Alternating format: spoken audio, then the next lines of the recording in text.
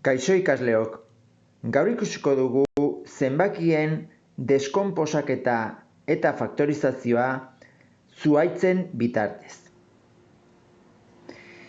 Adibidez nahi badegu 80 zenbakia zenbaki lehenetan deskonposatu, egin behar duguna da 80 erro hau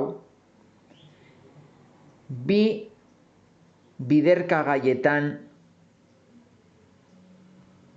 deskonposatu. Hau da, 80 izan daiteke adibidez bi bider 40. Beraz, jarriko dugu bi eta bider 40, 40 hemen ere bai.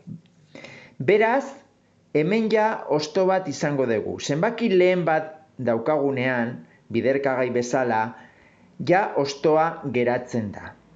Eta beste zenbakia oraindik gehiago deskonposatuko dugu eta bi biderkagaien bitartez.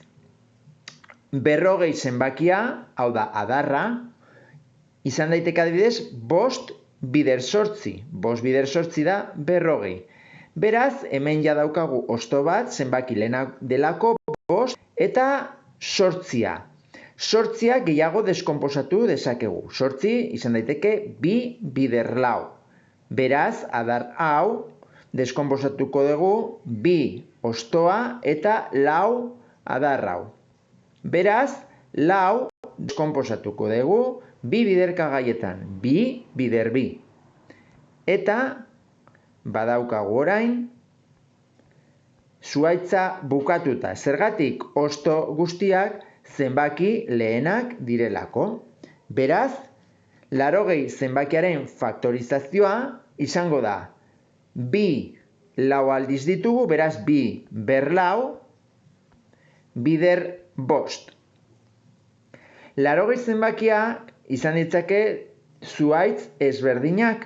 Hemen esan dugu bi bider 40 jarri dugula, baina izan daiteke ere bai 80 zenbakia 4 bider 20, beste zuhaitz bat izango genuke. 4a deskonposatzen da bi bider 2, 20 adibidez 10 bider 2, eta 10a izango da 5 bider 2. Beraz, hosto bezala ditugu bi 4 biko, beraz bi ber 4, bider 5. Beraz, zenbaki batek ditu zuhaitz desberdinak, baina faktorizazioa eta deskonposaketa berdina izango da. Faktorizazioa bi ber 4 bider 5 hemen eta bi ber 4 bider 5 hemen. Beste adibide batzu dituzu hemen, adiz, 153. Nola bat gehi 5 gehi 3 da 3ren multiploa, batura, da 9 da 3ren multiploa, 153 jarri dezakegu adibidez, 3 bider 51. Eta 51 adibidez, jar dezakegu 3 bider 17 bezala. Beraz, 153 izango da 3 ber 2, bi hiruko ditugu, hosto bezala, zenbaki lehenak, izango direnak hostoak, 3 ber 2 bider 17. 500 zenbaki adibidez, izan daiteke 5 bider 100, 100 izan daiteke 5 bider 20, hemen bidea bukatu da, gogoratu zenbaki lehenak direlako.